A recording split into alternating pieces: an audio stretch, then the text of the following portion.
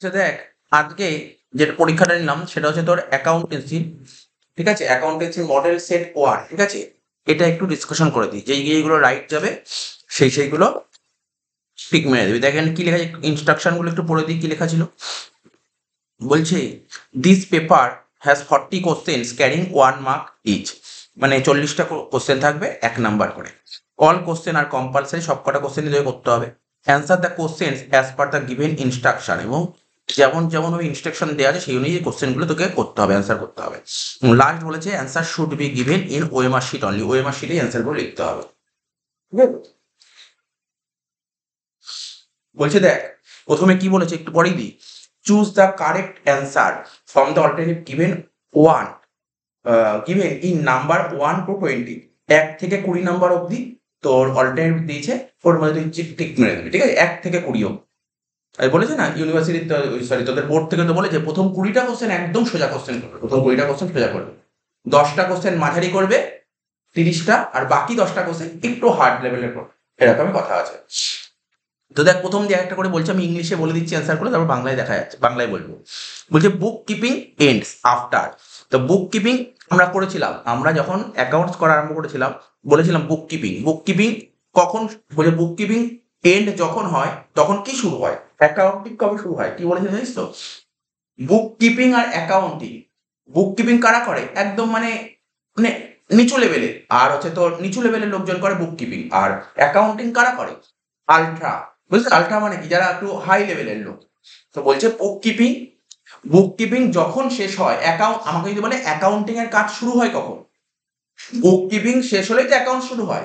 তাই বলছে বুক keeping and after preparation of, এখানে কি লিখেছে, এখানে তো আমি কি বললাম যে অ্যাকাউন্টিং এর কাজ শুরু হয় কখন, বুক কিপিং শেষ হলে অ্যাকাউন্টস এর কাজ শুরু হয়, কিন্তু ওরা অ্যাকাউন্টিং এর অপশনটাই দেয়নি। তার মানে, কি জিনিসটা কি ছিল, দেখ বুক কিপিং জিনিসটা কি, প্রথমে ট্রানজাকশন চুজ করতে হবে, তারপর সেটাকে জার্নাল করতে হবে, লেজার করতে হবে, ট্রায়াল ব্যালেন্স করতে হবে, এটা অবধি ছিল বুক কিপিং।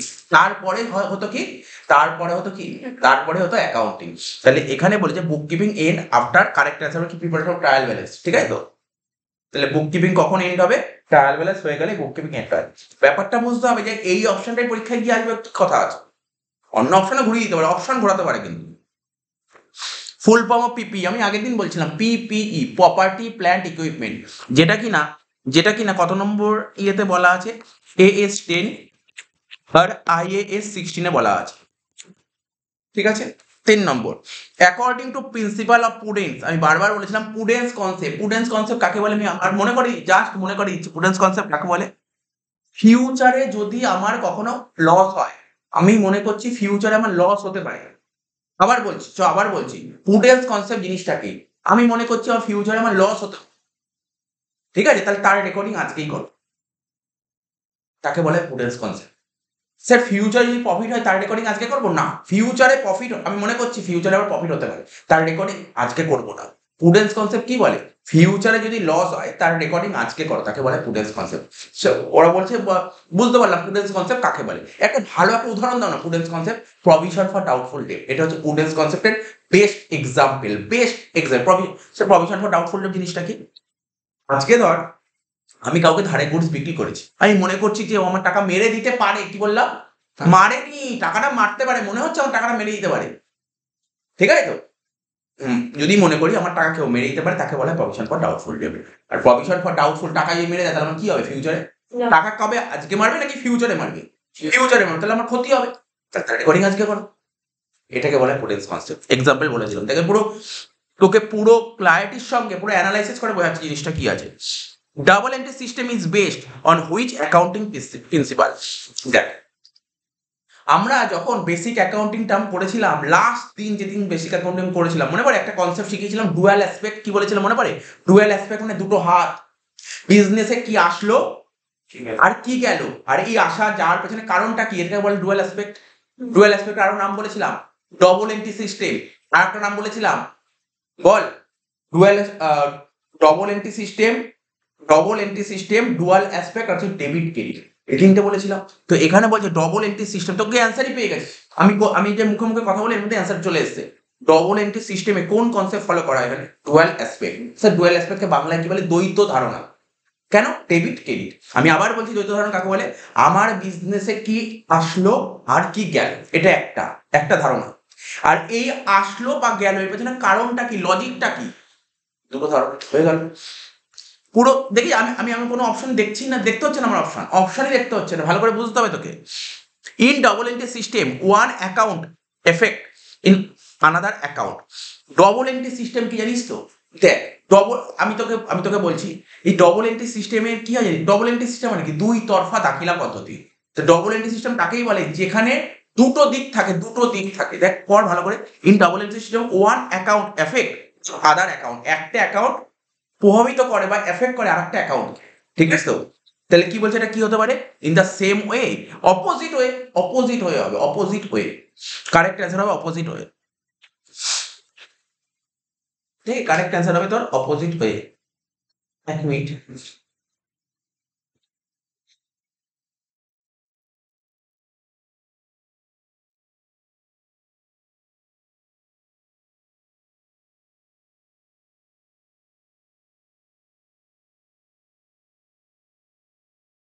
আচ্ছা, ছয়েরটা হলো না, পাঁচেরটা হলো, ছয়েরটা। The basis of double entry system. Double entry system কিসের উপর বেস? ডবল এন্ট্রি সিস্টেমের বেসটা কি? বলছে দুই তরফা দাখিলা পদ্ধতির ভিত্তিটা কি? ভিত্তিটা কি? তো দুই তরফা দাখিলা পদ্ধতির ভিত্তিটা কি? বলছে double account system. Double account system না, ডবল রেকর্ডিং সিস্টেম না, dual aspect concept. Double entry system মানে তো ডুয়েল অ্যাসপেক্ট কনসেপ্ট, ঠিক আছে তো? Dual aspect concept, correct answer dual aspect, মানে দ্বৈত ধারণাই মাত্র বোঝানো না double entry system, dual aspect.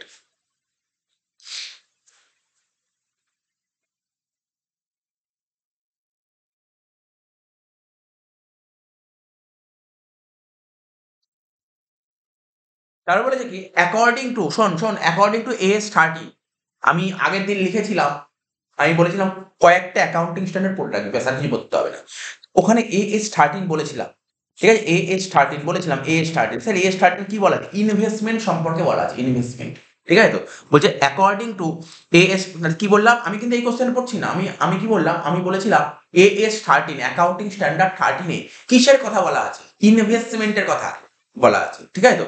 বলছে according to AS 13 long term investment should always be shown in the financial statement at their. Accounting standard 13-এ লং টার্ম ইনভেস্টমেন্টের কথা বলা আছে, এবং ওখানে এই কথাটা পরিষ্কারভাবে বলা আছে, তুমি বইতে যে ইনভেস্টমেন্ট দেখাবে, কোন ইনভেস্টমেন্ট দেখাবে, কোন প্রাইসে দেখাবে? কস্ট প্রাইসে দেখাবে, কস্ট প্রাইস। কি বললাম? Cost price. এবার বলছি আমার সঙ্গে বল দেখি, অ্যাকাউন্টিং স্ট্যান্ডার্ড 13-এ কি বলা আছে? Long term investment, long term ইনভেস্টমেন্টের কথা বলা আছে।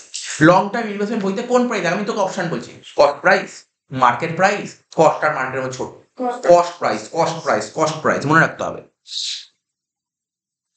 আচ্ছা, 8 নম্বরটা ওটা বলছিলি স্যার অপশনটা একটু ভুল লাগছিল, আমি বলছি জিএসটি আইন কবে পাস হয়? ভালো করে শুনি, কোশ্চেনটা অনেকে ঘাবড়ে যায়, ভুল করে, এটা ভুল করে। দেখ আমার কথা মন দিয়ে শুনবি কিন্তু মন দিয়ে, আমি যেটা বলছি এখানে কি বলেছে, এটা ট্যাক্সেও দিতে পারে। জিএসটি আইন কবে পাস হয়? বলছে আইনটা কবে পাস হয়েছে পার্লামেন্টে। যদি বলে আইনটা কবে থেকে চালু হয়, সেটা আলাদা। পাস হয় একদিন, চালু হয় আর একদিন, পাস হয় একদিন, চালু হয় আর একদিন, ঠিক আছে? আরে পাস হলেই চালু হয় না, পাস হলে সেটাকে কি করতে হয়? ইমপ্লিমেন্ট করতে হয়। আগে ওই নিয়ম কানুন জানতে হবে, তারপর তো চালু হবে। আমাদের দেশে জিএসটি আইন চালু হয়েছিল, আমি বলেছি 1 জুলাই 2017 থেকে, লেখানো ছিল ট্যাক্সে। আমি সেটাই করতেছি। ঠিক আছে, না না, এটা তো অ্যান্সার হবে না, এটা বলছে চালু হয় কবে থেকে। কিন্তু তোকে চালু হয় জানতে চেয়েছে নাকি পাস হয় জানতে চেয়েছে? চালু পাস হয় জানতে পাস চেয়েছে। হয় পাস কবে হয়? পাস হয় হচ্ছে 24 মার্চ 2017, ঠিক আছে? 24 মার্চ 2017, 24 মার্চ 2017-তে আইনটা পাস হয়। ভালো করে বুঝবি কিন্তু, পাস নাকি চালু, পাস নাকি চালু। তো এটা কি স্যার অপশন এতে দেওয়া 16, 24, 2017? ওটা আর কি একটু ওটা লেখাটা ভুল লেখা হয়েছে, এটা হচ্ছে 24। আচ্ছা ঠিক আছে, ঠিক আছে, 24 মার্চ 2017 হবে, ঠিক আছে ওটা। আচ্ছা শোন, নয়েরটা বলছে which one of the following is a supporting voucher. বলছে নিচের কোনটি একটি সহায়ক ভাউচার, মানে কোনটা সাপোর্টিং ভাউচার, মানে ভাউচারকে সাপোর্ট করে কে? ডেবিট ভাউচার, ঠিক আছে তো? Credit voucher, cash voucher, invoice. দেখ সাপোর্টিং ভাউচারই হচ্ছে তোর, সাপোর্টিং ভাউচার হচ্ছে ইনভয়েস, ঠিক আছে? যে ভাউচার আমাকে সাপোর্ট করে তাকে বলা হয় ইনভয়েস।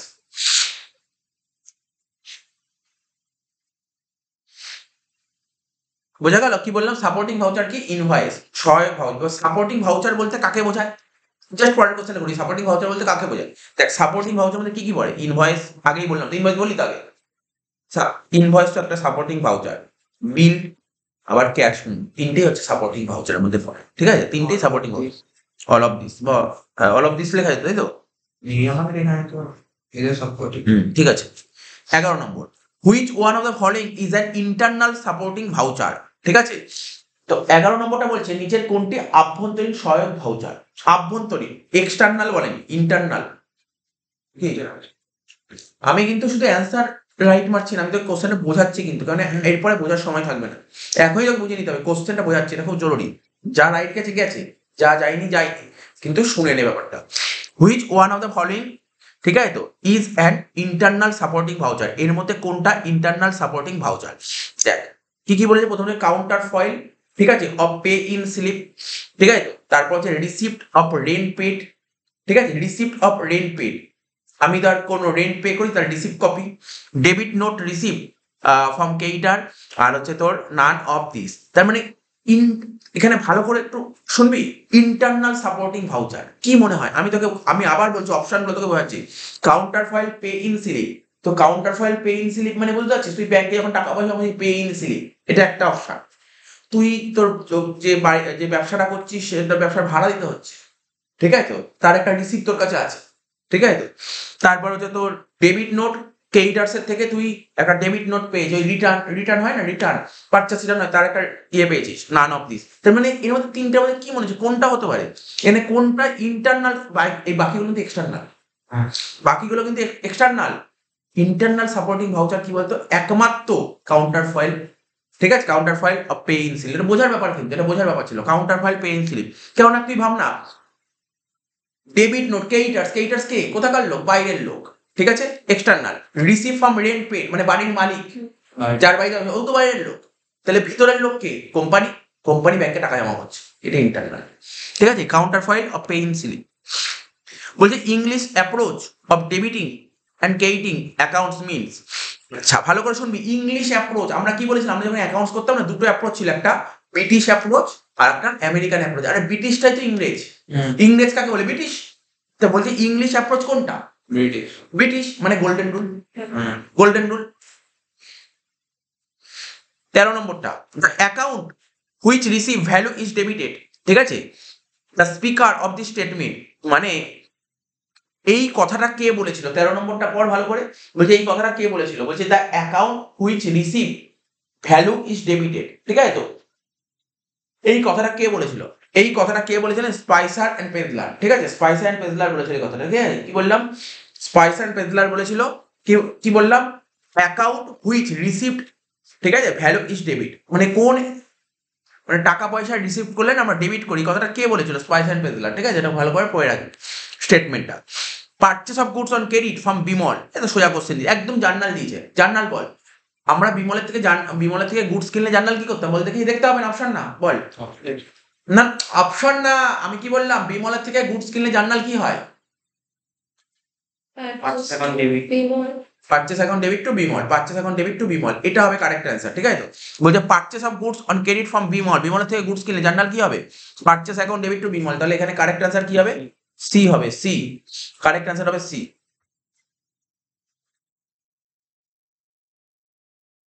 তারপর কি বলেছে? The entry in which one account is debited and another one account is credited is called, বলছে আরো একবার পড়া যাক।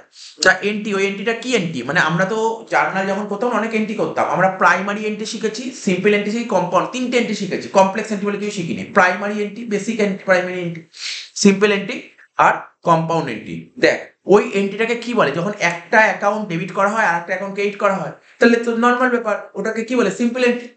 সিম্পল এন্ট্রি মানে সরল জাবেদা, তাই তো, বা কি বলে ওই বাংলা, মনে পড়ছে না, কম্পাউন্ড মানে জটিল জাবেদা।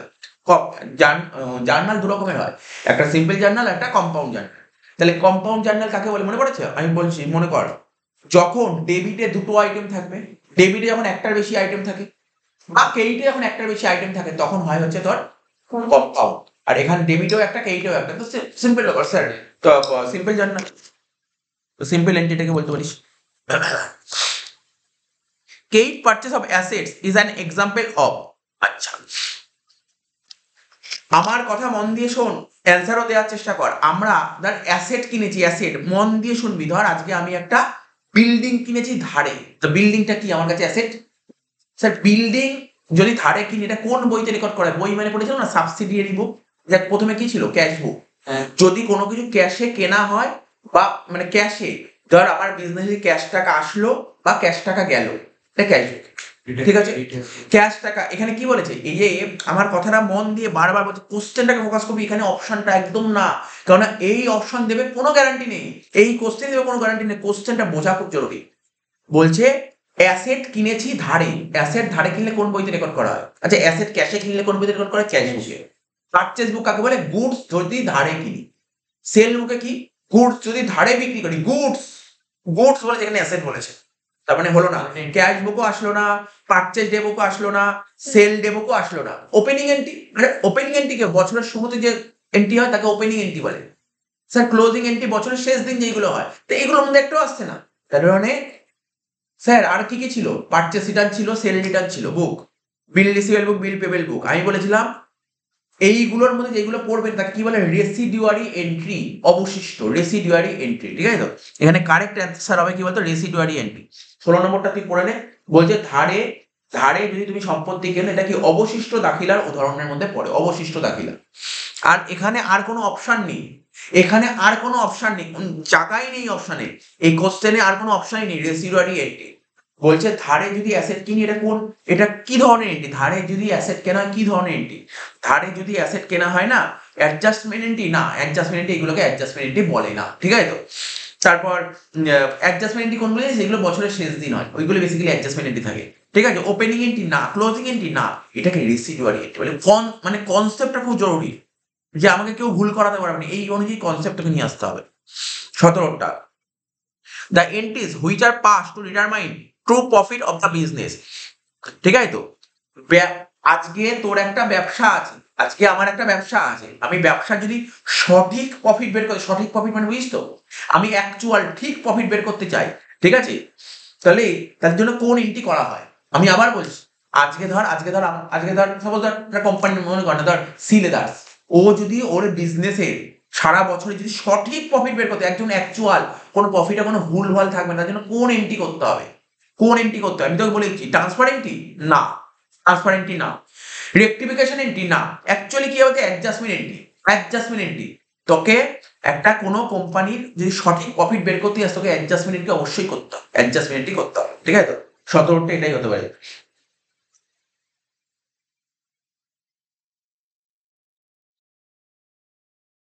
তারপর 18টা, বট গুডস ফ্রম রোহিত। এটা একদম সোজা কোশ্চেন দিয়ে, রোহিতের থেকে তুই গুডস কিনেছি 2100 টাকা দিয়ে, এটা রেক্টিফিকেশন দিয়েছিস। ঠিক আছে, বন্ধু শুনবি, তুই রোহিতের কাছ থেকে তুই কত টাকার গুডস কিনেছিস বল? 2100 টাকার গুডস কিনেছিস। ঠিক আছে তো, ওয়াজ রেকর্ডেড 1200 টাকা। তুই কিনেছিস 2100 টাকার গুডস, কিন্তু রেকর্ড করিস 1200 টাকা। তো এটাকে কি বলে? Error of principal. না না স্যার, এরর অফ প্রিন্সিপাল কি করে বলবে?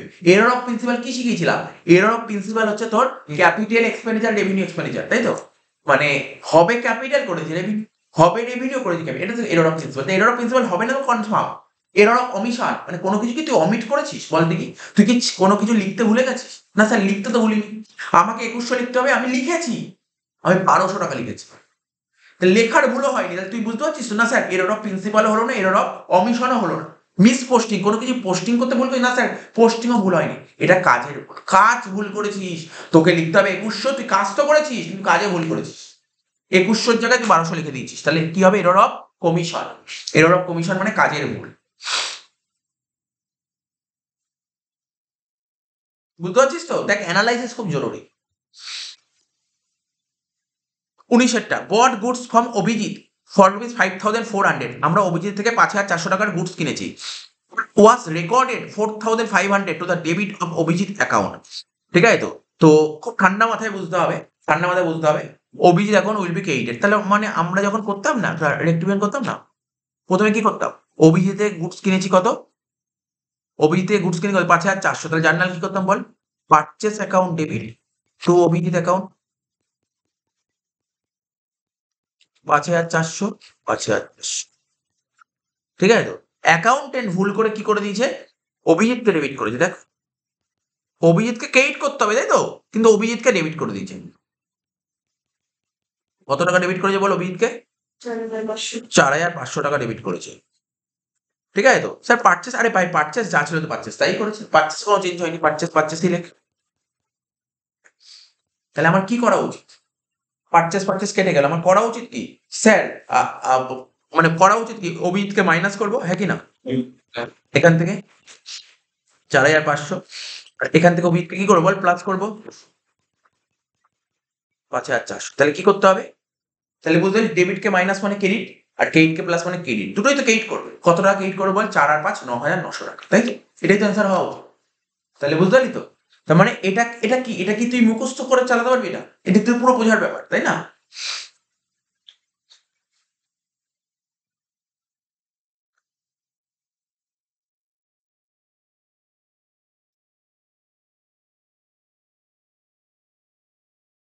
ঠিক আছে, 19টা বোঝা গেল, 20টা বলছি।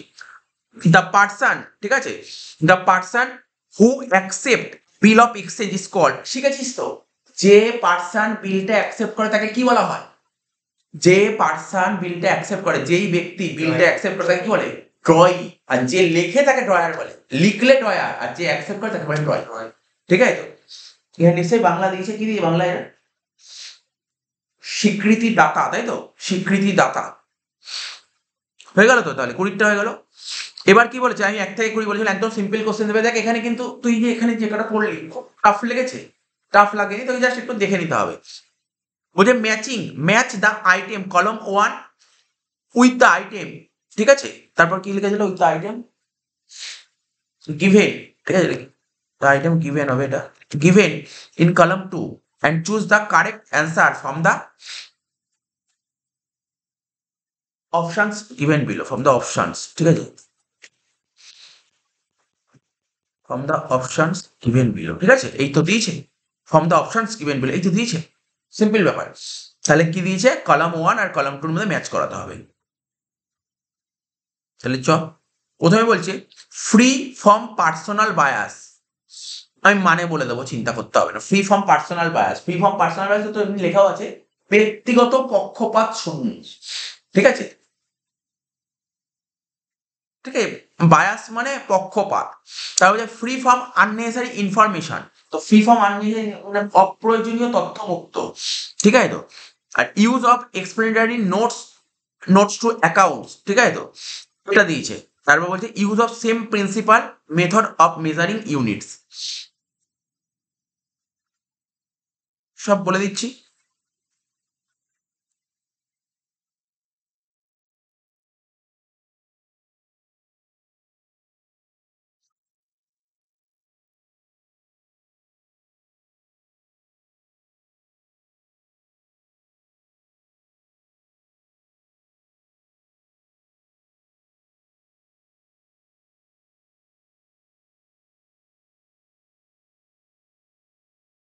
তাহলে এখানে বলতে চাইছে অ্যান্সারটা, প্রথমে বলছে ফ্রি ফ্রম পার্সোনাল বায়াস, এটা হবে রিলায়েবিলিটি।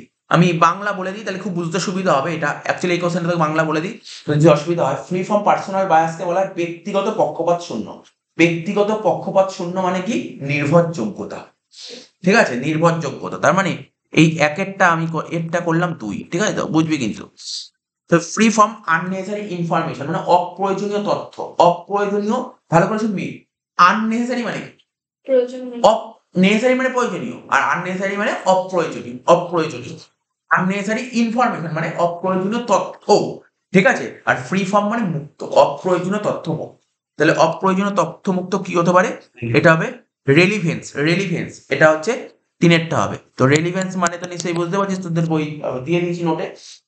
প্রাসঙ্গিকতা, প্রাসঙ্গিকতা, ঠিক আছে, এটা হচ্ছে প্রাসঙ্গিকতা। তাহলে স্যার এই কোশ্চেন গুলো কোথায় ছিল? ফার্স্ট চ্যাপ্টারে ছিল, ওই ইন্ট্রোডাকশন টু অ্যাকাউন্টিং ছিল না, ওই যে অ্যাকাউন্টিং ইনফরমেশন বা অ্যাকাউন্টিং এর বৈশিষ্ট্য ছিল, এগুলো সব বৈশিষ্ট্য পয়েন্ট ছিল, নির্ভরযোগ্যতা ছিল, প্রাসঙ্গিকতা ছিল, এই জিনিসগুলো ছিল সব, ঠিক আছে তো? আচ্ছা, তারপর হচ্ছে use of explanatory notes and notes to accounts মানে ব্যাখ্যামূলক টিকা, হিসাবের মন্তব্য প্রভৃতির ব্যবহার, ঠিক আছে তো? এটা কি হতে পারে? এটা হচ্ছে তোর আন্ডারস্ট্যান্ডেবিলিটি, ঠিক আছে, মানে হচ্ছে বোধগম্যতা, এটা হবে বোধগম্যতা। তো সিটটা হবে 4। Last D, use of same principle method and measuring unit. ঠিক আছে, তো তাহলে এটা কি হতে পারে? ডিটটা হবে হচ্ছে তোর কক প্রবাবিলিটি। ঠিক আছে, ডিটটা হবে 21 হলো। 22-এরটা, indicate whether two statements given question number 22 এবং কোশ্চেন নাম্বার 23, মানে বলছে 22 নম্বর কোশ্চেন আর 23, তার মানে কি বুঝলি? প্রথম কুড়িটা নর্মাল কোশ্চেন আসবে, 21 নম্বর কোশ্চেন কি আসবে? কলম না দিয়ে, কলম দিয়ে দেবে একটা, ঠিক আছে, কলম, এরকম কলম মেলাতে হবে। 22 আর 23-এ কি থাকবে? True false. ঠিক আছে, তো 22 থাকবে ট্রু ফলস, দুটো স্টেটমেন্ট দিয়েছে। ঠিক আছে, তো বলছে charging depreciation on assets is an example of adjustment entry. ঠিক আছে, তো আমরা মেশিন শুনেছি, মেশিন ফার্নিচার, তাহলে মেশিন সারা বছর ইউজ করলে তারপর কি হয় জানিস তো? ডেপ্রিসিয়েশন কাকে বলে জানিস? এই যে আমি একটা ফোন, এই দেখ, এই যে আমার কাছে ফোন আছে, এই ফোনটা কিনেছি, ফোনটা তো প্রতি বছর ইউজ করছে, তাহলে ইউজ করলে কি হবে? ডেপ্রিসিয়েশন হয়। কোনো ফিক্স অ্যাসেট ইউজ করলে তারপর ডেপ্রিসিয়েশন হয়। তো বলছে ডেপ্রিসিয়েশন, কোনো অ্যাসেটের উপর ডেপ্রিসিয়েশন চার্জ করা, এটা কিসের উদাহরণ? অ্যাকচুয়ালি ডেপ্রিসিয়েশন কখন চার্জ হয় জানিস তো? ডেপ্রিসিয়েশন চার্জ করা হয় হচ্ছে বছরের শেষ দিন। ডেপ্রিসিয়েশন চার্জ করা হয় বছরের শেষ দিন, আর বছরের শেষ দিন যা চার্জ করা তাকে অ্যাডজাস্টমেন্ট এন্ট্রি বলে। ডেপ্রিসিয়েশন হচ্ছে না একজনের অ্যাডজাস্টমেন্ট এন্ট্রি। ঠিক আছে, তো কোনো অ্যাসেটের উপর ডেপ্রিসিয়েশন চার্জ করাকে বলা হয় অ্যাডজাস্টমেন্ট এন্ট্রি। ঠিক আছে স্যার, তার মানে প্রথম স্টেটমেন্ট কি বুঝতে পারলি? ঠিক না ভুল? ঠিক। 2 নম্বর স্টেটমেন্ট বলছে charging depreciation to profit and loss account is an example of transfer entry. আচ্ছা, এই যে তুই যে এই যে ফিক্সড অ্যাসেট ছিল, ফিক্সড অ্যাসেটের উপর তুই ক্যালকুলেট করে একটা ডেপ্রিসিয়েশন একটা অ্যামাউন্ট বেরোবে। ফিক্সড অ্যাসেটের উপর ধর আমার একটা ফার্নিচার ছিল, ফার্নিচার সারা বছর ইউজ করলাম, তারপর কিছু টাকা ডেপ্রিসিয়েশন হলো।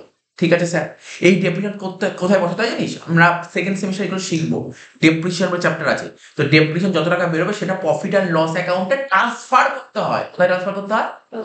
Profit and loss. তার মানে এরা কি লিখেছে দেখ, সেকেন্ড স্টেটমেন্ট, ডেপ্রিসিয়েশন চার্জ করতে হয় পিএল অ্যাকাউন্টে is an example of transfer entry. Sir ঠিকই তো আছে, তাহলে হয়ে গেল। বুঝতে পারলি তো?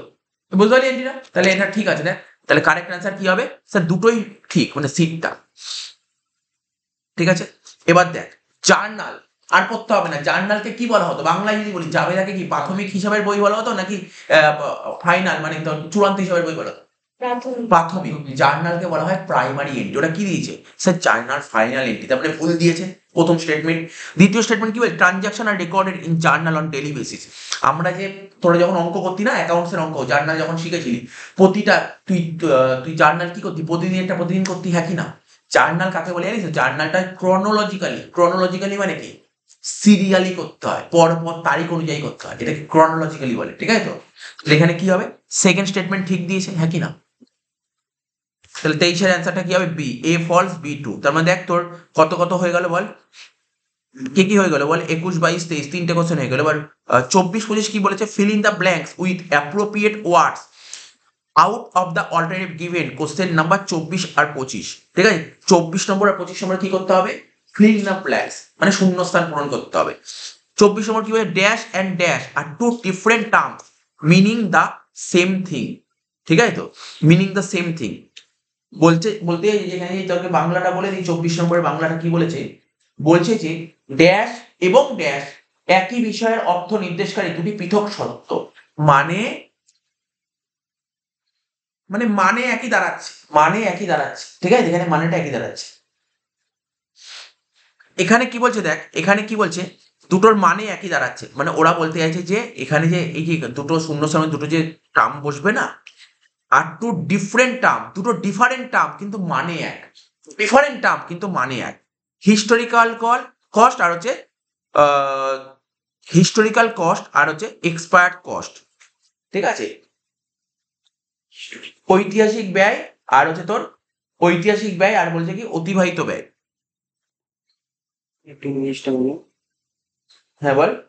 ওই তো হিস্টোরিক্যাল কস্ট আর এক্সপায়ার্ড কস্ট, এটা হচ্ছে হিস্টোরিক্যাল কস্টকে বাংলায় বলা হয় ঐতিহাসিক ব্যয়, আর ওটা হচ্ছে কি বলছে? এক্সপায়ার মানে বুঝিস তো, যেটা এক্সপায়ার হয়ে গেছে, মানে অতিবাহিত হয়ে গেছে। ঠিক আছে, তো তাহলে এটা তো হবে না, আমরা হিস্টোরিক্যাল কস্ট পড়েছিলাম, আর এক্সপায়ার কস্ট তো না, এক্সপায়ার কস্ট সেরকম কিছু পড়িনি।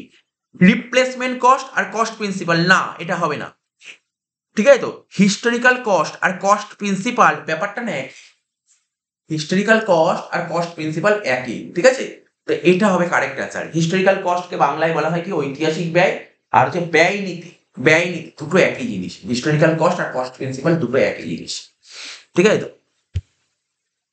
এবার বলেছে 25 নম্বর বলেছে for goods return by Rahul, ঠিক আছে, তাহলে গুডসটা কার? 24-এরটা না, এ এ তো এক্সপায়ার্ড কস্ট। 24-এরটা যেটা হচ্ছে হিস্টোরিক্যাল আর কস্ট প্রিন্সিপাল, দেখ সি এরটা। ভুল হয়েছে এটা? Yes exactly. আচ্ছা দেখ শোন, এটা হলো 25-এরটা বলছি, এটা শোন না। গুডস রিটার্ন বাই রাহুল, আমরা গুডস কে রিটার্ন বাই রাহুল, তাহলে গুডস রিটার্ন, আচ্ছা আমি জিজ্ঞাসা করছি, বল দেখি এটা কি রিটার্ন, পারচেস রিটার্ন না sale return? Goods return by Rahul, রাহুলের দ্বারা গুডস রিটার্ন হয়েছে, সেল রিটার্ন। Sale return. তাহলে সেল রিটার্ন হলে কি হয়? সেল রিটার্ন ডেবিট হয়, সেল রিটার্ন ডেবিট, আর হচ্ছে রাহুল ক্রেডিট। দেখ তো এখানে কি জানতে চাইছে, বলছে কোন অ্যাকাউন্টকে ডেবিট করবো স্যার? সেল রিটার্ন বললেন তো ডেবিট করতে হবে, সেল রিটার্ন ডেবিট, আর ক্রেডিট করবো কাকে বল? রাহুলকে। তা বুঝে গেলি, রিটার্ন ওয়ান মানে তো সেল রিটার্ন। 25-এরটা বুঝতে পারলি? জার্নাল দিয়েছে, তার মানে 25 অব্দি হয়ে গেল, তাই তো? তাহলে 25 অব্দিও কোশ্চেনটা খুব একটা টাফ ছিল না, ঠিক আছে তো। 26-এ দেখ কি বলছে, দেয়ার আর টু স্টেটমেন্ট, ঠিক আছে, মার্কড অ্যাজ অ্যাসার্টশন অ্যান্ড রিজন, মানে ওরা তোকে বিবৃতি আর চুক্তি দিয়ে দেবে, ঠিক আছে তো। ওরা তো ঠিক আছে, read the statement and choose appropriate option from 26 থেকে 30, 26 থেকে 30 দিয়েছে, 4টে কোশ্চেন দিয়েছে, ঠিক আছে তো। তো এর জন্য তুই ইংলিশটা দেখ, তাহলে বেটার হবে মনে হয় নাকি। 26 থেকে 30, 26-এরটা কি বলেছে? 26-এরটা বলেছে তোর, বলছি 26 থেকে 30,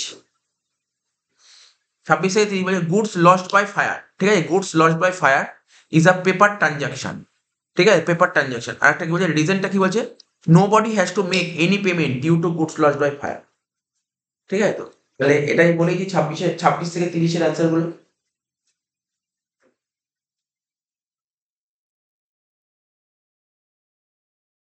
এই দেখ, আমি তোকে বলেইছি, মন দিয়ে শুনবি, আমি আগে এখানে লিখে 26-এর অ্যান্সারটা হবে এ, 26-এর অ্যান্সারটা হবে এ। তাহলে দেখি এতে কি লেখা ছিল। এতে লেখা ছিল, বলছে বোথ বোথ মানে অ্যাসারশন আর রিজন দুটোই সঠিক, ঠিক আছে, রিজন দুটোই সঠিক, আর reason is the correct explanation of the assertion, মানে এখানে বিবৃতি আর যুক্তি দুটোই সঠিক। এখানে যে যুক্তিটা দিয়েছে, যুক্তিটা হচ্ছে সঠিক ব্যাখ্যা বিবৃতির, সঠিক ব্যাখ্যা, ঠিক আছে তো। কিছু না। দেখ শোন, কোশ্চেনটা কি বলেছে, আবার বলছি গুডস লস্ট বাই ফায়ার, মানে তোর গোডাউনে কোনো গুডস আছে, আগুন লেগে গেছে, এটা কি ধরনের ট্রানজাকশন? এটা হচ্ছে পেপার ট্রানজাকশন, এটাকে পেপার ট্রানজাকশন বলা হয়, ঠিক আছে। এটাকে কি ট্রানজাকশন বলা হয়? Paper. এটা হচ্ছে এক ধরনের পেপার ট্রানজাকশন, ঠিক আছে, ঠিক আছে, পেপার ট্রানজাকশন, লাইনটা ঠিক আছে। Nobody has to make any payment, এই পেপার ট্রানজাকশন কোনো কেউ পেমেন্ট করে না, কাউকে পেমেন্ট করতে হয় না। Nobody has to make any payment, আমার বিজনেস করে গোডাউনে আগুন লাগলো, কে পেমেন্ট করবে?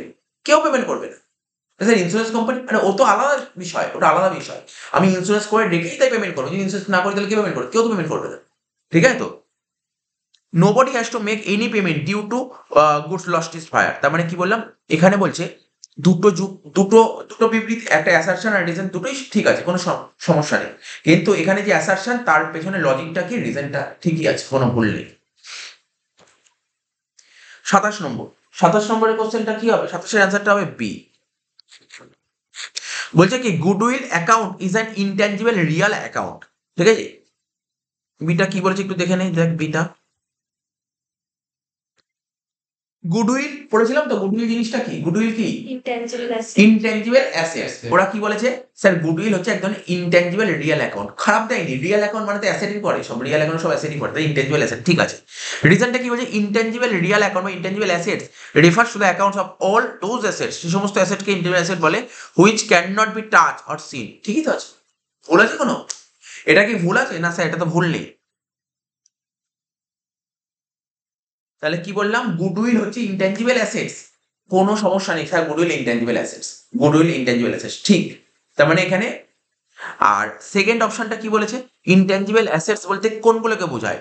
যেইগুলোকে টাচ করা যায় না, যেগুলো টাচ করা যায়, স্যার দুটোই তো ঠিক লাগছে, তাই বলছে দেখ এখানে বির অপশনটা কি বলে, অ্যাসারশন আর রিজন দুটোই সঠিক। Reason is not the correct explanation of assertion, মানে এই যে বলেছে গুডউইল হচ্ছে এক ধরনের ইনট্যাঞ্জিবল অ্যাসেটস, এর সঠিক ব্যাখ্যাটা, এর সঠিক ব্যাখ্যা কিন্তু এটা নয়। বলছে গুডউইল অস্পর্শনীয় স্থায়ী সম্পত্তি। কেন অস্পর্শনীয় স্থায়ী সম্পত্তি? ঠিক আছে তো, কারণ তুই কি বললি, কারণ কি বললি স্যার, গুডউইল মানে সুনাম, সুনাম কারণ হচ্ছে সুনাম চোখ দিয়ে দেখা যায় না, এটাকে স্পর্শ করা যায় না, তা এই কারণের জন্য এটাকে বলতে পারি গুডউইল হচ্ছে এক ধরনের ইনট্যাঞ্জিবল অ্যাসেটস। কিন্তু এরকম তো কোনো ব্যাখ্যা দেয়নি, ওরা লিখেছে ইনট্যাঞ্জিবল অ্যাসেট, ওরা লিখেছে ইনট্যাঞ্জিবল অ্যাসেটস। ইনট্যাঞ্জিবল অ্যাসেট বলতে কাকে বোঝায় সেটা বলেছে, কিন্তু এটা তো জানতে চাইনি সঠিক ব্যাখ্যাটা কি। বুঝতে পারলি ব্যাপারটা কি বললাম, বুঝেছিসটা কি বললাম? 26-এরটা বললাম এ, 27-এরটা বি, এবার 28-এরটা করবো, 28-এরটাও বি হবে। কি বলছে? বলছে অ্যাকাউন্টিং প্রোভাইডস, বি বললাম বি, 27-এরটা বি, দুটোই ঠিক কিন্তু কারেক্ট রিজন নয়। 28-এরটা কি বলছে দেখ, accounting provides information to the management, মানে অ্যাকাউন্টিং মানে যারা অ্যাকাউন্টস করে না, ওই ইনফরমেশন কাকে দেয়? ম্যানেজমেন্টকে দেয়, for planning, controlling and evaluation of performance. মানে ম্যানেজমেন্টকে, অ্যাকাউন্টেন্ট ম্যানেজমেন্টকে সমস্ত ইনফরমেশন দেয়, ঠিক আছে? ম্যানেজমেন্ট কিসের জন্য? প্ল্যান করার জন্য, কন্ট্রোল করার জন্য, ইভ্যালুয়েশন পারফরমেন্স, ঠিক, এটা তো কোনো সমস্যা নেই। Accounting works as a tool, accounting হচ্ছে এক ধরনের tool for measuring performance of the business, বিজনেসের পারফরমেন্স মেজার করার জন্য একটা ইম্পর্টেন্ট একটা টুল হচ্ছে অ্যাকাউন্টস, ঠিক আছে, দুটো লাইন ঠিক আছে। কিন্তু অ্যাকাউন্টিং সমস্ত ইনফরমেশন ম্যানেজমেন্টকে দেয়, সমস্ত ইনফরমেশন ম্যানেজমেন্টকে দেয়, কেন দেয়? কেন দেয় সমস্ত ইনফরমেশন ম্যানেজমেন্টকে দেয়? কি কারণের জন্য দেয়? প্ল্যান করার জন্য, ঠিক আছে, কন্ট্রোল করার জন্য, এগুলোর জন্য দেয়।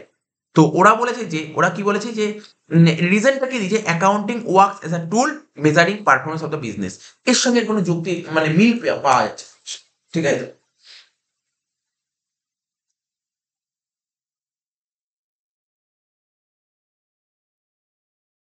29-এরটা, 29-এরটা হবে তোর এ। চ কি বলেছে 29-এরটা, এটা কি বলেছে?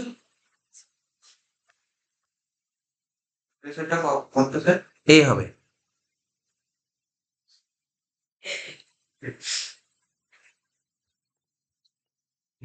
বলছে accounting is a language of the business. আমি কি বলেছিলাম, আমি প্রথম দিন যখন জার্নাল শিখেছিলাম আমি বলে জার্নাল হচ্ছে একটা ল্যাঙ্গুয়েজ, বলেছিলাম জার্নাল হচ্ছে এক ধরনের ল্যাঙ্গুয়েজ। তাহলে অ্যাকাউন্টিং কিছুই না, অ্যাকাউন্টিং কিন্তু একটা ল্যাঙ্গুয়েজ, অ্যাকাউন্টিং হচ্ছে একটা ল্যাঙ্গুয়েজ। আমরা যখন জার্নাল পড়ে, জার্নাল পড়ে ছোটবেলায় যখন আমরা কথা বলতাম শিখেছিলাম, তখন কেউ বাংলায় কথা বলতো, কেউ ইংলিশে কথা বলতো, বা বিভিন্ন মানুষ বিভিন্ন ভাষায় কথা, একটা ভাষা। অ্যাকাউন্টিংও কিন্তু একটা ভাষা, ঠিক আছে, অ্যাকাউন্টিং একটা ভাষা, অ্যাকাউন্টসের ভাষা, অ্যাকাউন্টিং কথা বলে অ্যাকাউন্টসের ভাষায়, ঠিক আছে। তো অ্যাকাউন্টিং হচ্ছে বিজনেসের একটা ল্যাঙ্গুয়েজ। রিজনটা কি বলছে, accounting is a means communicating necessary financial information about business. তাহলে অ্যাকাউন্টিং কি করছে, সেকেন্ড রিজনটা দেখ, রিজনটা কি সঠিক কিনা দেখ। অ্যাকাউন্টিং বলতে কি বোঝায়? কমিউনিকেট করা। অ্যাকাউন্টিং কাকে বলে? কমিউনিকেট, যোগাযোগ করা, কার সঙ্গে? ফিনান্সিয়াল ইনফরমেশন, বিজনেসের যারা ফিনান্সিয়াল ইনফরমেশন মানে ইন্টারনাল এক্সটার্নাল, আভ্যন্তরীণ ব্যবহারকারী আর বাহ্যিক ব্যবহারকারীর সঙ্গে যোগাযোগ করে, এটা হচ্ছে অ্যাকাউন্টিং। হ্যালো, একটু বাকি আছে, আর কয়েকটা কোশ্চেন বাকি আছে, মানে একটু রিভিশন। হ্যাঁ, হ্যাঁ।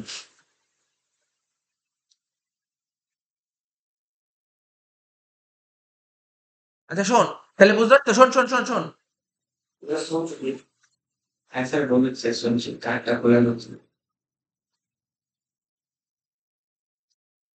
Accounting is a means communicating necessary financial information, মানে অ্যাকাউন্টিং কি করে?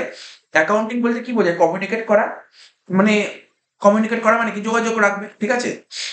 নেসেসারি ফিনান্সিয়াল ইনফরমেশন এবং বিজনেসের যারা ফিনান্সিয়াল ইনফরমেশন দেয় মানে হচ্ছে ব্যবহারকারী, মানে অ্যাকাউন্টিং এর কিছু তথ্য হয়, মানে অ্যাকাউন্টিং ইনফরমেশন গুলো কাদেরকে দেওয়া হয়? অ্যাকাউন্টিং ইনফরমেশন ইউজার কারা? ইউজার, অ্যাকাউন্টিং ইনফরমেশন, ঠিক আছে, অর্থাৎ আমরা যে হিসাব নিকাশ করছি তার ব্যবহারকারী কারা, এই তথ্যগুলো কারা ব্যবহার করে? একটা আভ্যন্তরীণ ব্যবহারকারী, একটা বাহ্যিক ব্যবহার, ইন্টারনাল এক্সটার্নাল। ইন্টারনাল কাকে বলে? কোম্পানির মালিক, ম্যানেজমেন্ট, ওয়ার্কার, এমপ্লয় বা ম্যানেজমেন্ট এরা। আর এক্সটার্নাল কারা? গভর্নমেন্ট, ডেটার্স, ক্রেডিটার্স, ঠিক আছে, ইনভেস্টার এরা। তা এদেরকেই তো ইনফরমেশন গুলো দিতে হয়। তার মানে 29 দুটোই ঠিক, ঠিক আছে। কিন্তু এই যে এখানে অ্যাসারশন দিয়েছে accounting is the language of the business, accounting হচ্ছে বিজনেসের ল্যাঙ্গুয়েজ, মানে এটা তুই এটা বলতেই পারিস, এটা রিজনটা এটা বলা যেতে পারে। 30-এরটা লাস্ট কোশ্চেন এখানে দেখ, এটা অ্যান্সারটা কি হচ্ছে? ওই তো বলে দিলাম অ্যান্সারটা কি হবে, বল। এ এ বললাম। 30-এরটা হবে সি, 30-এরটা সি। বলছে provision is a charge against profit. প্রভিশনটা কি? প্রভিশন হচ্ছে তোর প্রফিটের এগেনস্টে চার্জ করা হয়, ঠিক। আর রিজন কি বলছে? Provision is created out of profit. Provision create করা হয় কোথা থেকে? প্রভিশন প্রফিট থেকে ক্রিয়েট করা হয় ইন দ্য বিজনেস। এটাও তো ঠিক লাগছে, ঠিক আছে? তো এটা 30-এরটা সি বললাম, দুটো লাইনই কিন্তু ঠিক, দুটো লাইন। এখানে দেখ কি বলছে, প্রভিশন, প্রভিশন কোথা থেকে ক্রিয়েট করে? প্রফিট থেকে। আর বলছে provision is created out of profit earned of the business. আচ্ছা, রিজার্ভ মানে প্রভিশন আর রিজার্ভ বলে একটা চ্যাপ্টার করেছিল। প্রভিশন কোথা থেকে ক্রিয়েট করা হয়? প্রভিশন কিন্তু প্রফিটের এগেইনস্টে চার্জ করা হয়। রিজার্ভটা কি? Appropriation of profit. অর্থাৎ প্রভিশন ক্রিয়েট করা হয় আউট অফ প্রফিট থেকে না, প্রভিশন প্রফিট থেকে ক্রিয়েট করা হয় না। বিজনেস যত টাকা আর্ন করলো সেখান থেকে রিজার্ভ ক্রিয়েট করা হয়। তার মানে এখানে রিজনটা দিয়েছেন, এই প্রভিশনের জায়গায় কারেক্ট অ্যান্সার হবে রিজার্ভ লিখলে তার ঠিক ছিল, রিজার্ভ লিখলে ঠিক ছিল, অর্থাৎ লিখে নি। তাহলে এখানে সিটটা কি বলে দেখ, অপশন অ্যাসারশন ইজ ট্রু, অ্যাসারশনটা ট্রু, ঠিক আছে, বাট রিজনটা ফলস। বুঝতে পারলি? আমরা যখন প্রভিশন রিজার্ভ চ্যাপ্টার করেছিলাম, প্রভিশনটা হচ্ছে চার্জ এগেন্স্ট প্রফিট, কিন্তু রিজার্ভ জিনিসটা কি? রিজার্ভ হচ্ছে প্রফিট, যত টাকা প্রফিট কামালাম তার থেকে রিজার্ভ নিতাম। তো ওরা বলেছে যত টাকা প্রফিট কামালাম তার থেকে প্রভিশন নিই না, এটা ভুল। এবার 31 থেকে 35 সুন্দর কোশ্চেন দিয়েছে এখানে, সুন্দর কোশ্চেন গুলো দিয়েছে এখানে। বলছে এখানে read the following case study, একটা কেস স্টাডি দিয়েছে, and choose the correct answer from the following alternative given. Question number 31 থেকে 35, ইংলিশে দেখি কোশ্চেনটা। বলছে ওরা একটা কোশ্চেন দিয়েছে, মানে এটা অ্যাকচুয়ালি রেক্টিফিকেশন অঙ্ক দিয়েছে। প্রথম বলছে হোয়াট, আমি 31 কোশ্চেনটা পড়ি, what entry will be passed to rectify the wrong debit of builders bill. আচ্ছা, বিল্ডার্স তাহলে কি বলেছে দেখ, এখানে বলছে, এখানে কি বলছে? Before closing ledger accounts. আচ্ছা, বিল্ডার্স বিল 15,000 টাকা for construction of a small shed. একটা ছোট একটা ইয়ে তৈরি করবি, তার জন্য বিল্ডার্স বিল কত হয়েছে? 15,000 টাকা খরচা করছে। Was wrongly debited to repair to building. ভুল করে তুই কি করে দিয়েছিস? মানে তুই মনে কর একটা তুই বিল্ডিং তৈরি করেছিস, বিল্ডিং তৈরি করে জার্নাল কি হয়? বিল্ডিং টু ক্যাশ, কিন্তু অ্যাকাউন্টেন্ট কি করে দিয়েছে? Repair to cash. তাহলে রেক্টিফাই কি হবে? বিল্ডিং টু রিপেয়ার হবে না? তো তাই তো হবে প্রথম অ্যান্সারটা। বুঝিস নি এটা? এটা বুঝিস নি কি বললাম? এটা তো রেক্টিফিকেশন করেছিলাম তো। এটাতে এরর অফ প্রিন্সিপাল, এটাতে এরর অফ প্রিন্সিপাল করলি তুই। 32-এরটা ভালো করে বুঝবি, ডাউট থাকলে আমি ক্লিয়ার করে দেবো। 31 কি হয়েছে?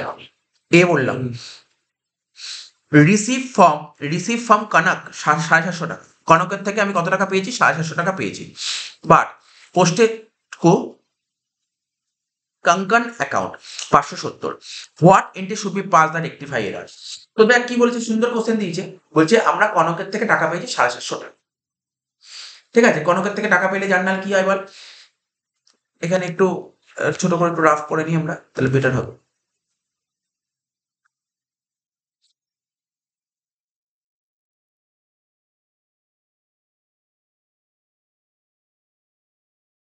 কনকের থেকে কি বেশি টাকা পেয়েছি, টাকা পেলে হবে cash account debit two Kanak account. কত টাকাটা বলতো? টাকাটা বল। 700, হ্যাঁ, 750, 750। কিন্তু অ্যাকাউন্টেন্ট কি করে দিয়েছে দেখ, 570, না তোর কোশ্চেনটা প্রত্যেক পাঠ্য উত্তর করে হবে না। কম্পোজ, but posted to Kankan's account পাঠিয়ে কনকনস 570। তাহলে ক্যাশে তো কোনো সমস্যা নেই, ক্যাশে যা ছিল তাই করেছিস। হ্যাঁ, ক্যাশ কেটে গেল। তাহলে কঙ্কনকে মাইনাস করব 570, আর কনককে প্লাস করব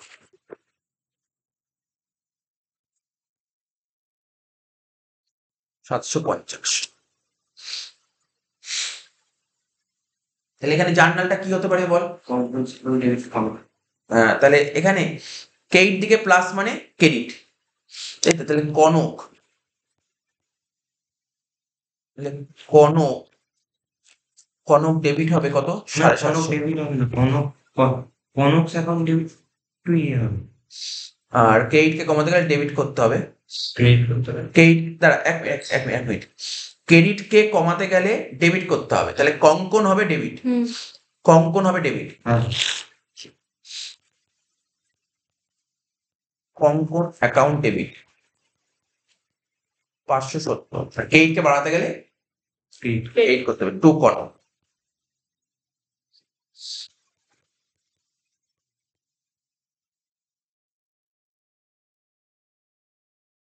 কনক অ্যাকাউন্ট কত হবে?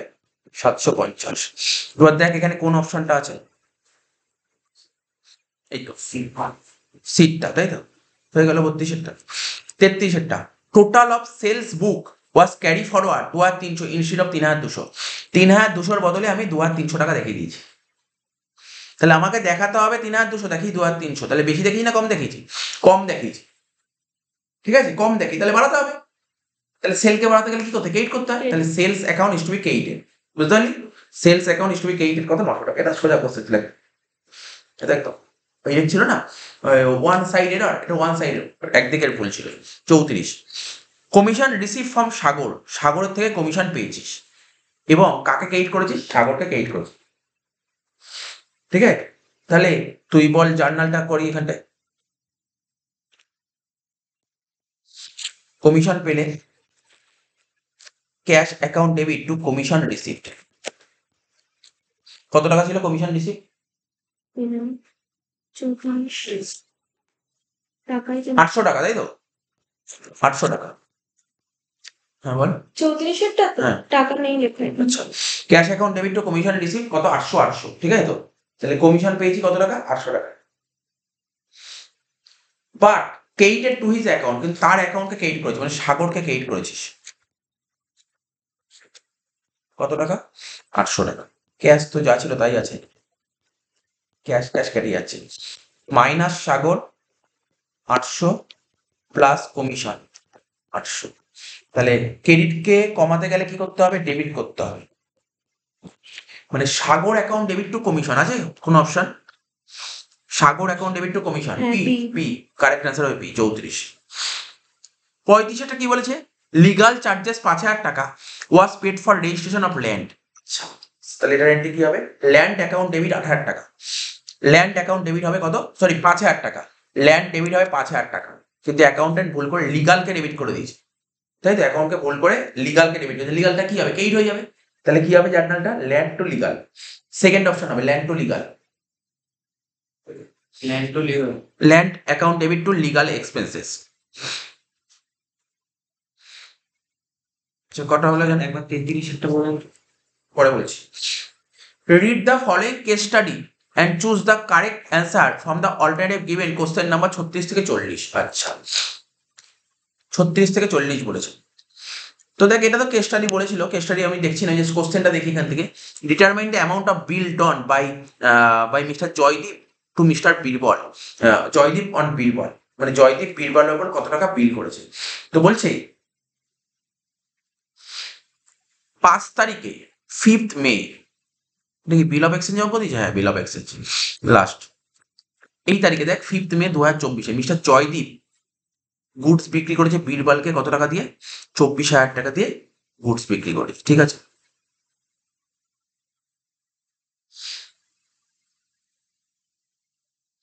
ঠিক আছে, জয়দীপ বীরবলকে গুডস বিক্রি করে 24,000 টাকা দিয়ে, এবং টেট ডিসকাউন্ট কত? 16.23% with CGST and SGST 6% each.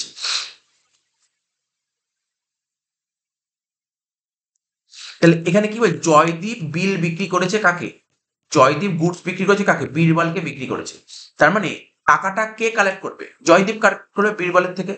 তো বলছে determine the amount of bill drawn by Joydeep, Joydeep কত টাকার বিল কাটবে। তার মধ্যে 24 এত টাকার গুডস বিক্রি করেছে, তার মধ্যে ও কত টাকা পেয়ে গেছে? 10,000 টাকা পেয়ে গেছে, বাকি টাকার বিল কাটবে। দেখ আমি তোকে শিখিয়ে দিচ্ছি কত টাকার বিল কাটবে, তোকে বুঝতে হবে। 24,000 টাকা গুডস বিক্রি করেছে, ডিসকাউন্ট কত দিয়েছে? 16.23, 16.23-কে শর্টে বলে 1/6, শর্টকাট 1/6। তাহলে 24,000 1/6 করলে কত হয়? 4,000 টাকা, 4,000 টাকা ডিসকাউন্ট হয়ে যাবে। তাহলে কত টাকার বিল হলো? মানে 20,000 টাকা। কত টাকা হলো বল? 20,000 টাকা। এইবার এর উপর কত কি আছে? জিএসটি আছে 6% ইচ, তার মানে 6% করে হলে কত হচ্ছে? 1200 2400 টাকা, 2400 টাকা। এই কত হলো টোটাল বল? টোটাল 22,400। 22,400 মানে কত টাকা দিয়ে দিয়েছে অলরেডি? ও 10,000 টাকা ক্যাশ দিয়েছে, তাহলে রইলো কত বল? কত টাকার বিল কাটে? 12,500। বুঝতে পারলি ব্যাপারটা নাকি? এই যে আমি যে ক্যালকুলেশন করলাম, ক্যালকুলেশন বোঝা গেছে? ক্যালকুলেশন বুঝতে পেরেছিস তো? 37,000 টাকা। অ্যামাউন্ট অফ ডিসকাউন্ট অন বিল, বিলের ওপর কত টাকা ডিসকাউন্ট হলো? তার মানে আমি 12,400 টাকার বিল কাটলাম। এবার ওই 12,400 টাকার বিল কি করেছিল? 3 মাসের বিল ছিল। অন 12 মে বিলটা কাটা হয়েছিল কবে? 5 মে। বিল কাটা হয়েছিল 5 মে, কিন্তু 12 মে বীরবল অ্যাকসেপ্ট বিল, বিলটা অ্যাকসেপ্ট করলো কবে? 12 তারিখ। মানে বিলটার ভ্যালু হলো 12 তারিখে। 12 তারিখের বিল, ঠিক আছে? এই বিলটা ও কাকে দিয়ে দিল? জয়দীপকে দিয়ে দিল। 15 তারিখ জয়দীপ ও ব্যাংকের কাছ থেকে বিলটা ভাঙালো। তার মানে আমি তোকে একটু মন দিয়ে শোন, আমি যেটা বলি, বিলটা কত তারিখের বিল ছিল? 12 তারিখ। মে মাসের বিল 12 তারিখ। 3 মাস পর টাকাটা পাওয়া যাবে, তাহলে কবে হবে? 15 আর ওটা 8, 15ই আগস্ট। 15ই আগস্ট তো পাওয়া যাবে না। 15ই আগস্ট তাহলে তার আগের দিন হবে 14ই আগস্ট। 14ই আগস্ট, 14ই আগস্ট ওর বিলের টাকাটা পাওয়ার কথা, ঠিক আছে? কিন্তু ও আবার কি করেছে? এই মিস্টার জয়দীপ ও ব্যাংকের কাছ থেকে বিলটা ভাঙিয়ে নিয়েছে। কবে? জুন মাসে। ওর যেটা 15ই আগস্ট, 15ই আগস্টই ধর, 15ই আগস্ট যেটা পাওয়ার কথা সেটা 15ই জুন নিয়ে নিয়েছে। তাহলে কবে টাকাটা তুলেছে? কতদিন আগে? 2 মাস আগে টাকা তুলেছে। তার মানে 2 মাসের ইন্টারেস্ট নেবে ব্যাংক। কত টাকার উপর ইন্টারেস্ট নেবে? এই 12,400 এখানে লিখে দেখাচ্ছি। 12,400 কত পার্সেন্ট করেছিল বল? 12%। 12,400 উপর 12% ইন্টু 2/12। তার মানে 12,400 উপর 2% কর না। শর্টকাট দেখি এখানে দেখ কি করে কাটাকাটি করতো। শর্টকাট 12% আর এই 12 কেটে গেল। তাহলে 2%, 12,400 উপর 2% করলে কত হয়? 248 হয়। আরে 12,400, 124কে 2 দিয়ে গুণ করলে 248 হয়। 248, বুঝতে পারলি অ্যান্সারটা? এই তো বিল অফ এক্সচেঞ্জ করা থাকলে, বিল অফ এক্সচেঞ্জ করা না থাকলে একটু অসুবিধা হবে এগুলো। The due date of the bill, আমি কিছুক্ষণ আগেই বলেছিলাম বিলের ডিউ ডেট কত বলেছিলাম? 15ই আগস্ট, আগের দিন 14ই আগস্ট হয়ে গেল। 39, what will be the journal in the books of Joydeep for discounting the bill? Bill discounting করে জার্নাল কি হতো মনে পড়ে? Bank account debit, discounting charges account debit to bill receivable. দেখ, bank account debit, discounting on bill account debit to discount bill receivable. আমাদের discount calculate করে কত পেয়েছিল? 248 টাকা, ঠিক আছে? বিলের অ্যামাউন্ট কত ছিল? 12,400, তার থেকে বাদ দিলে 12,152। Last, what will be the journal entry in the books of mister Birbal for discounting the বিল? ঠিক আছে তো? তো কার বইতে বলছে? ভালো করে দেখি, পড়ে দেখি আমরা। What will be the journal entry in the books of Birbal? বীরবলের বইতে কি এন্ট্রি হবে? কোনো এন্ট্রি হবে না। কোনো এন্ট্রি হবে না বীরবলের বইতে, কেননা ব্যাংকের কাছ থেকে ভাঙি এই টাকাটা আমি ভাঙিয়েছি, তাহলে আমার বইতে এন্ট্রি হবে, ঠিক আছে তো? তো এখানে দেখ নো, নান অফ দিস। বুঝে গেলি তাহলে? এই দেখ, এই অঙ্কটা বিল অফ এক্সচেঞ্জ করেছিলাম তো। দেখ এখন হয়তো তো ভালো করে রিভাইজ করা নেই, বিল অফ এক্সচেঞ্জ করা হয়ে গেলে না তুই এটা দেখবি সব কটা পারবি। এখানে এখানে কিচ্ছু ছিল না। তো এই ছিল আজকে আমরা মক পেপার 1টা সলভ করালাম। মক পেপার 2 আজকে দিয়ে দেবো, একদম সলভ করবি। নেক্সট দিন, নেক্সট ডে মানে তোর রোববার দিন করতে আসবি। হ্যাঁ, রোববার দিন সকালবেলা করা হয়। এবার সকালে হ্যাঁ, মক পেপার 2টা সলভ করবো।